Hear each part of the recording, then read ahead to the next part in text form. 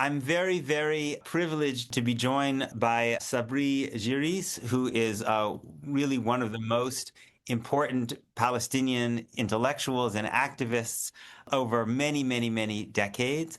Sabri Jiryis, as a young man, helped to found al-Ard, the first Palestinian political movement in Israel, which called for a Palestinian state and Palestinian national rights. He, in 1966, wrote the book The Arabs of Israel about the Palestinians who remained after the Nakba. He was exiled to Lebanon and became a close advisor to Yaser Arafat and director of the Palestine Research Center. And in 1977, he wrote the first volume of his two-volume book, A History of Zionism, in Arabic, which has now been translated by his daughter Fida, who we're very happy is here with us, into English. We're going to mostly talk about that book about Zionism and a Palestinian understanding of Zionism, but Sabri's life is so fascinating that I felt like I needed to start by asking him a little bit about his own life experience. Sabri, thank you for doing this. You too. Thank you too.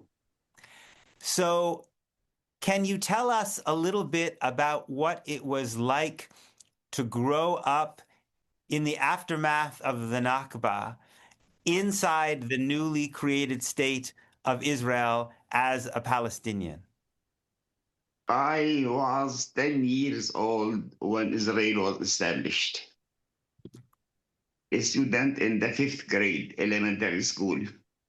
I hardly could know what has happened. I mean, in very general terms, I knew that the Jews has taken over and a new state has been established. But during the first few years, almost, I didn't feel I have no contacts with the regime, with the authorities. I was just an elementary school student, no more, no less.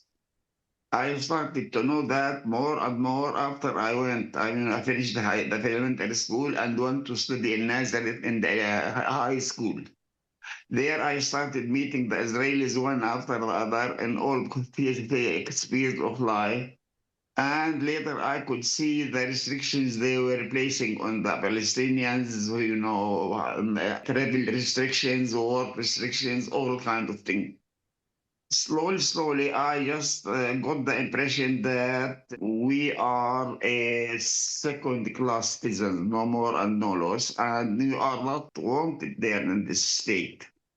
Later, the state, grew up. They got more immigrants, especially from the Arab countries. Those immigrants took our place as second-grade citizens, and we became the third-grade citizens. Okay, this feeling of being, on the margin all the time, of being in a state that does not want me, that has taken the land of my people and also want to throw me away, really shaped my personality. And before you might make this question, it led me to write what I has written. Okay, so let's then talk about what you've written, and I'll ask you other questions about your time in Lebanon in the 1990s later. Why did you want to understand and explain Zionism to an Arabic-speaking audience? What was your curiosity? This was the yoke on the head of all Palestinians. I felt I have to do something to let my people understand what is Zionism. Very simple. Because while I was growing up in Israel, I went to the secondary school. Then I went to the Hebrew University and studied law. And then I practiced law for about 5 or 6 years in Israel and before I left to Lebanon. I got to know the Israeli regime more or less good, very well.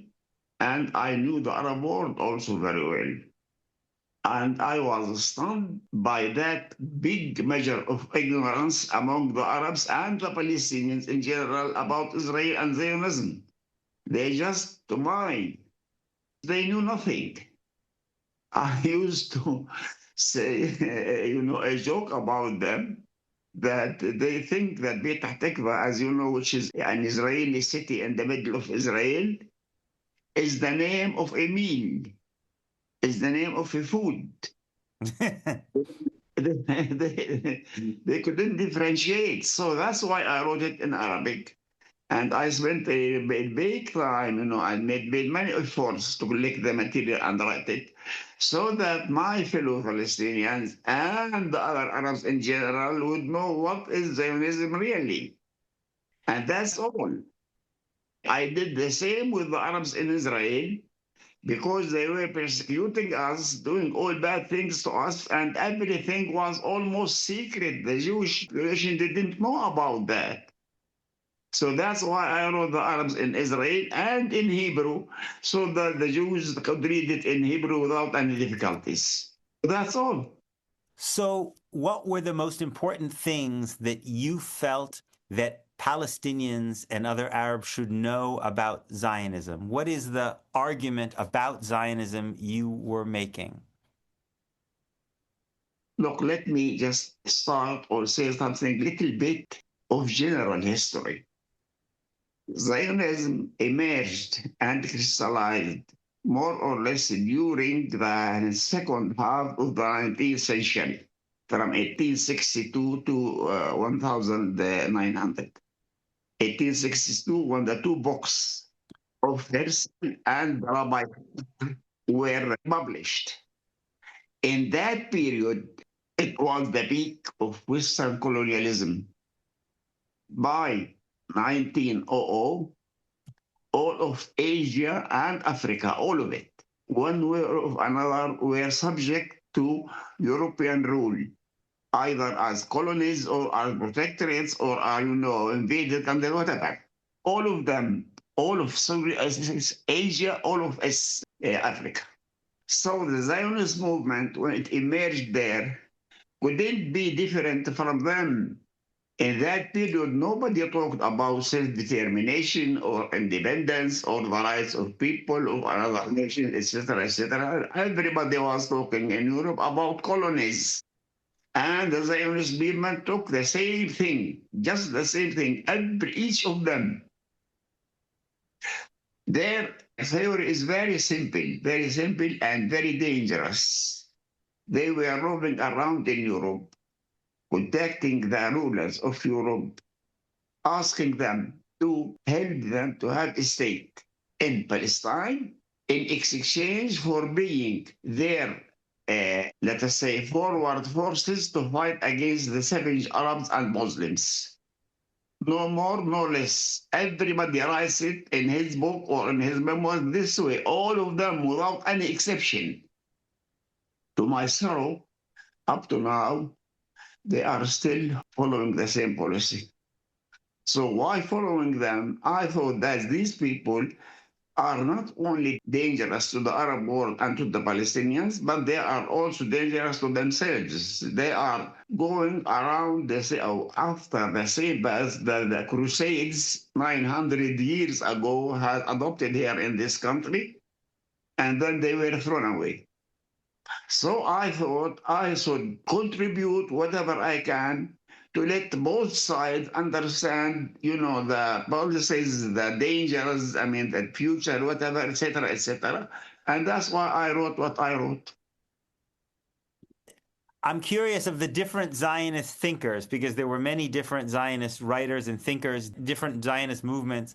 Which of the different Zionist thinkers, Herzl and Pinsker and Jabotinsky and all of these others, which one made the biggest impression upon you?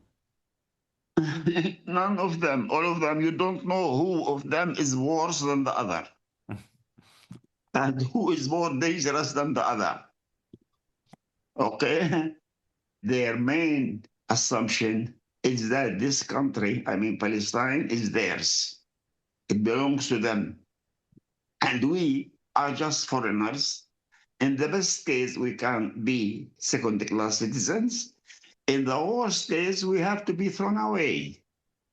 As Smotrich, the present minister in the Israeli government, or Ben-Gvir say, they say it now bluntly, okay?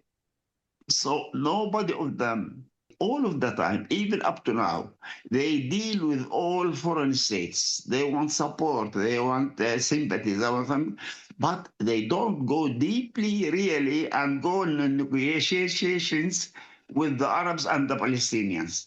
only to protect themselves. And the same old bad policy, and I think very wrong policy, is still adopted for about 100 years or even more. In fact, since Zionism has started, nobody of them really offered something of value to the Palestinians or to the Arabs. None at all. This has been a free preview of my weekly conversation. If you'd like to hear the rest and support my work, please consider subscribing at peterbeinart.substack.com.